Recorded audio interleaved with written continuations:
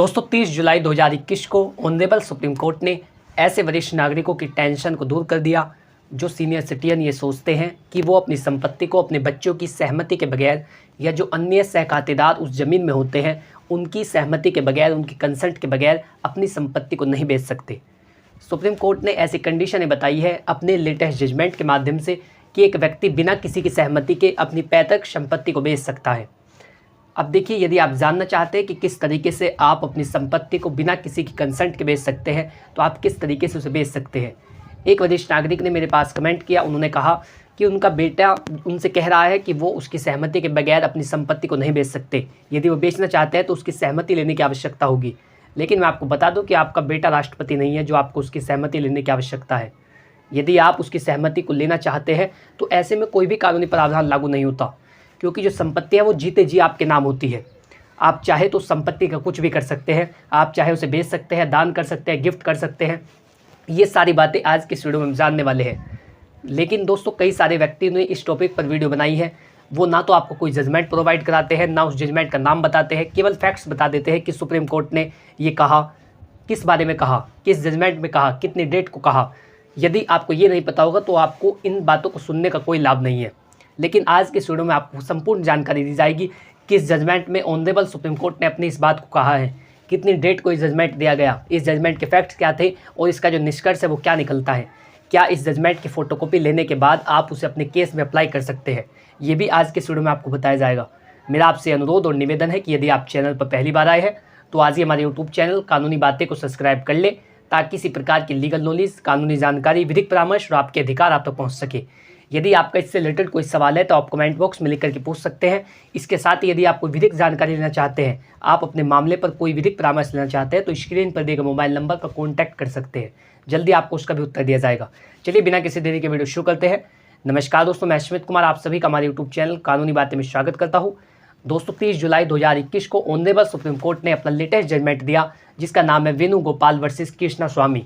इस जजमेंट में honourable supreme court ने बताया कि एक व्यक्ति अपनी पैतृक संपत्ति को भी बेच सकता है, बशर्ते कि वो इन शर्तों का पालन करे जो शर्तें इस जजमेंट में बताई गई है, जिसमें कहा गया है कि यदि आपके प्रावधान इस तरीके से लागू होते हैं जो इस जजमेंट में बताए गए हैं तो आप अपनी पैतृक संपत्ति को भी बेच सकते हैं। अब देखिए, आप किस तरीके से अपनी पैतृक संपत्ति को बेच पाएंगे। तो यदि सबसे पहला आप जानिए कि पैतृक और सेल्फ एक्वायर प्रॉपर्टी किस तरीके की होती है। जो पैतृक संपत्ति होती है वो होती है अनसेस्टर प्रॉपर्टी, जो आपको पीढ़ी दर पीढ़ी मिलती है। सबसे पहले वो आपके परदादा के नाम थी, फिर आपके दादा के नाम, फिर आपके पिता के नाम, फिर अब आपके नाम है। जो 4 जनरेशन से चली आ रही है उसे कहते हैं पैतृक संपत्ति या अनसेस्टर प्रॉपर्टी, जो हमको विरासत में प्राप्त होती है, जो हमारे पूर्वजों के नाम होती है और हम उनकी संतान है, तो इस नाते वो संपत्ति कानूनी रूप से हमारे नाम आ जाती है उनकी डेथ के बाद। तो ऐसी संपत्ति को पैतृक संपत्ति कहा जाता है। दूसरी प्रॉपर्टी होती है self acquire property. Self acquire property ऐसी प्रॉपर्टी को कहते हैं जिसे व्यक्ति अपनी कमाई से खुद खरीदता है। आपके पास धन था तो आपने कोई प्रॉपर्टी खरीदी तो वो आपकी सेल्फ एक्वायर प्रॉपर्टी है। और जो सेल्फ एक्वायर प्रॉपर्टी होती है उसे व्यक्ति बेचने के लिए, दान करने के लिए, गिफ्ट करने के लिए, ट्रांसफ़र करने के लिए पूरी तरीके से स्वतंत्र होता है। कोई भी दूसरा व्यक्ति उसमें किसी तरीके का कोई क्लेम, किसी तरीके की कोई दखल अंदाजी नहीं कर सकता। यदि आपके पास सेल्फ एक्वायर प्रॉपर्टी है तो आप उसे बेचने के लिए, दान करने के लिए, गिफ्ट करने के लिए, ट्रांसफ़र करने के लिए पूरी तरीके से स्वतंत्र होते हैं। यदि आपका बेटा आपको कहता है कि पिताजी आप ये संपत्ति नहीं बेच सकते तो वो बेकार की बात है। वो किसी भी तरीके से उसमें कोई अड़चन नहीं लगा सकता और ना ही वो किसी भी तरीके का उसमें कोई क्लेम कर सकता है। यदि आप देना चाहें तो अपने एक बेटे को अपनी संपत्ति दे सकते हैं, अपनी बेटी को दान कर सकते हैं, किसी दूसरे व्यक्ति को बेच सकते हैं। जो आपकी सेल्फ एक्वायर प्रॉपर्टी है उस पर केवल उसी व्यक्ति का अधिकार होता है जिसके वो नाम होती है। कोई भी दूसरा व्यक्ति उसमें किसी तरीके का कोई क्लेम नहीं कर सकता, चाहे वो आपका बेटा हो या बेटी हो। वो उसमें किसी तरीके का भी कोई क्लेम नहीं कर पाएंगे यदि वो आपकी सेल्फ एक्वायर प्रॉपर्टी होती है, जिसे हिंदी में कहा जाता है स्वअर्जित संपत्ति, जिसे व्यक्ति अपनी कमाई से खुद अर्जित करता है। अब जो दूसरी प्रॉपर्टी होती है वो होती है पैतृक संपत्ति या इंग्लिश में जिसे कहते हैं अनसेस्टर प्रॉपर्टी। जो मैंने आपको बताया वो आपको पूर्वजों के द्वारा दी जाती है। आपके पूर्वजों की मृत्यु के बाद जो उनकी संतानें होती है उनके नाम वो कानूनी रूप से हिंदू सक्सेशन एक्ट के मुताबिक आ जाती है। आज हम बात करने वाले हैं जो पैतृक संपत्ति होती है, क्या उसे भी एक व्यक्ति बिना किसी व्यक्ति की सहमति के उस संपत्ति को बेच सकता है। जो सेल्फ एक्वायर प्रॉपर्टी है उसे तो आप जब चाहे जब बेच सकते हैं, लेकिन जो पैतृक संपत्ति होती है उसे बेचने के लिए कुछ कंडीशन लगानी पड़ती है, जो इस जजमेंट में आपको बताई गई है। जो पैतृक संपत्ति होती है उस पर सभी व्यक्तियों का अधिकार होता है, जो परिवार के अन्य मेंबर होते हैं, और यदि आप उसे बेचना चाहते हैं तो उसकी सहमति की आवश्यकता पड़ती है। एक जो बंटवारा होता है वो किया जाता है, जिससे पता चलता है कि किस व्यक्ति के हिस्से में कौन सी भूमि आती है। कहीं कोई व्यक्ति अपने हिस्से से ज़्यादा की भूमि तो नहीं बेच रहा, इसीलिए उनका कानूनी रूप से बंटवारा होता है। और आप अपनी पैतृक संपत्ति को, अपनी अनसेस्टर प्रॉपर्टी को बिना बंटवारे के नहीं बेच सकते। लेकिन कुछ कंडीशन है जो इस जजमेंट में बताई गई है, आप जब चाहे अपनी पैतृक संपत्ति को बेच सकते हैं यदि ये 6 कंडीशन है इनमें मेंशन होती है। तो सबसे पहला होता है किसी व्यक्ति का कर्ज उतारने के लिए आपके पास कोई भी स्रोत नहीं है कि जिससे आप उस व्यक्ति का कर्जा दे पाएंगे, तो ऐसी कंडीशन के अंदर आप कर्जा उतारने के लिए अपनी पैतृक संपत्ति को बेच सकते हैं, जैसा वेणुगोपाल वर्सेस कृष्णा स्वामी के जजमेंट में बताया गया है। 30 जुलाई 2021 को ऑनरेबल सुप्रीम कोर्ट ने कहा कि यदि किसी व्यक्ति के ऊपर किसी का ऋण होता है, किसी का कर्जा होता है और उसके पास ऐसा कोई स्रोत नहीं है, ऐसी कोई उसकी आजीविका नहीं है कि वो उस कर्जे को उतार सकता है, तो ऐसी कंडीशन के अंदर वो अपनी पैतृक संपत्ति को बेच सकेगा, जो इस जजमेंट में बताया गया। दूसरी बात यह है, यदि आपके ऊपर कोई सरकारी देनदारी होती है, यदि आपको सरकार का कोई ऋण चुकाना होता है, आपने अपनी खतौनी पर कोई ऋण लिया और आपसे वो चुकाया नहीं जा रहा है, तो ऐसी कंडीशन के अंदर आप उसे बेच सकते हैं। यदि आपको जो सरकारी देनदारी देनी होती है तो ऐसे में भी आप अपनी पैतृक संपत्ति को बेच सकते हैं, उसमें किसी तरीके की दूसरे व्यक्ति की सहमति की आवश्यकता नहीं होती है। तीसरा होता है अपने परिवार का भरण पोषण करने के लिए।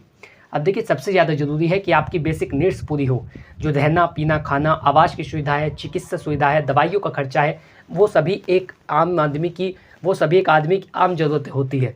तो यदि आपकी इन आम ज़रूरतों की पूर्ति नहीं हो पा रही है या आपके परिवार का भरण पोषण नहीं हो रहा है, तो ऐसी कंडीशन के अंदर आप अपनी पैतृक संपत्ति को बेच सकते हैं। कानून आपसे आकर के ये नहीं पूछेगा कि आपने इस प्रॉपर्टी को क्यों बेचा है, क्योंकि जो मेंटेनेंस है, जो परिवार का मेंटेनेंस है, जो भरण पोषण है, वो सबसे ज़्यादा ज़रूरी होता है।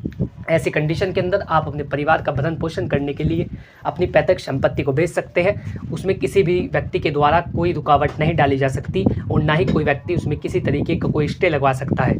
यदि आप अपने परिवार का भरण पोषण के लिए अपनी पैतृक संपत्ति को, अपनी एंसेस्टर प्रॉपर्टी को बेचना चाहते हैं, तो ऐसा आप कर सकते हैं। चौथा प्रावधान इसमें बताया गया है, यदि आप अपने पुत्र या पुत्री की शादी करना चाहते हैं। कई बार ऐसा होता है कि व्यक्ति जो है शादी करना चाहता है लेकिन उसके पास इतना पैसा नहीं होता, वो समाज के हिसाब से जो शादी विवाह करना चाहता है उसके हिसाब से उसके पास पैसा नहीं है, उसके पास धन नहीं है। तो ऐसी कंडीशन के अंदर अपने पुत्र और पुत्री की शादी करने के लिए व्यक्ति अपनी पैतृक संपत्ति को बेच सकता है। उसके पैतृक संपत्ति को बेचने में किसी दूसरे व्यक्ति के द्वारा कोई भी अड़चन या कोई भी कानूनी बंधन नहीं लगाया जा सकता और ऐसे में व्यक्ति अपनी पैतृक संपत्ति या एंसेस्टर प्रॉपर्टी को बेच सकता है। वेणुगोपाल वर्सेस कृष्णा स्वामी के जजमेंट में ऑनरेबल सुप्रीम कोर्ट ने इस बात को कहा है कि यदि कोई वरिष्ठ नागरिक है और यदि कोई भी व्यक्ति है जो अपनी एंसेस्टर प्रॉपर्टी को बेचना चाहता है इसलिए कि वो अपने पुत्र या पुत्री की शादी करना चाहता है, तो ऐसी कंडीशन के अंदर वो बिल्कुल अपनी एंसेस्टर प्रॉपर्टी को बेच सकता है। किसी तरीके की भी कोई अड़चन, कोई कानूनी बंधन उसके रास्ते में नहीं लगाया जा सकता। पांचवा होता है, यदि आपके विरुद्ध कोई क्रिमिनल मुकदमा दायर किया गया है, आप किसी गंभीर आपराधिक मुकदमे में संलिप्त है और आपको लगता है कि अब इस केस में जजमेंट आने वाला है और मैं चाहता हूं कि मुझे सज़ा हो सकती है, लेकिन जो दूसरा पक्ष है वो मुझसे समझौते के लिए तैयार है, तो ऐसी कंडीशन के अंदर यदि गंभीर आपराधिक मुकदमा आपके विरुद्ध दर्ज होता है और दूसरी पार्टी से आपको लगता है कि आपको उससे समझौता हो गया है, समझौते में जितनी राशि तय की जाती है वो आपके पास नहीं है और आपको लगता है कि ये राशि देनी ज़रूरी है, नहीं तो मेरा परिवार बर्बाद हो जाएगा, तो ऐसी कंडीशन के अंदर भी आप गंभीर आपराधिक मुकदमे का निपटारा करने के लिए अपनी पैतृक संपत्ति को बेच सकते हैं। तो ये वो 5 कंडीशनें थी जिनमें एक व्यक्ति अपनी एंसेस्टर प्रॉपर्टी को बेच सकता है। इस जजमेंट का नाम याद रखिए। यदि आप इसका लाभ लेना चाहते हैं तो वेणुगोपाल वर्सेस कृष्णा स्वामी ऑनरेबल सुप्रीम कोर्ट ने 30 जुलाई 2021 को दिया गया जजमेंट, आप इसका लाभ ले सकते हैं। यदि किसी भी व्यक्ति के द्वारा इन कंडीशनों के होने के बावजूद भी आपकी संपत्ति बेचने में कोई अड़चन लगाई जा रही है तो आप इस जजमेंट का प्रयोग कर सकते हैं। आशा करता हूँ कि जानकारी आपको अच्छी लगी होगी और आप लोग समझ पाए होंगे कि एक व्यक्ति अपनी एंसेस्टर प्रॉपर्टी को कब बेच सकता है। यदि आपका इससे रिलेटेड कोई सवाल हो तो आप कमेंट बॉक्स में लिख करके पूछ सकते हैं, मैं जल्दी उसका उत्तर दूंगा। और इसके साथ ही यदि आप कोई विधिक परामर्श लेना चाहते हैं तो स्क्रीन पर दिए गए मोबाइल नंबर पर कॉन्टैक्ट करें, जल्दी आपको उसका भी उत्तर दिया जाएगा। Thanks for watching this video. अपना कीमती समय देने के लिए धन्यवाद।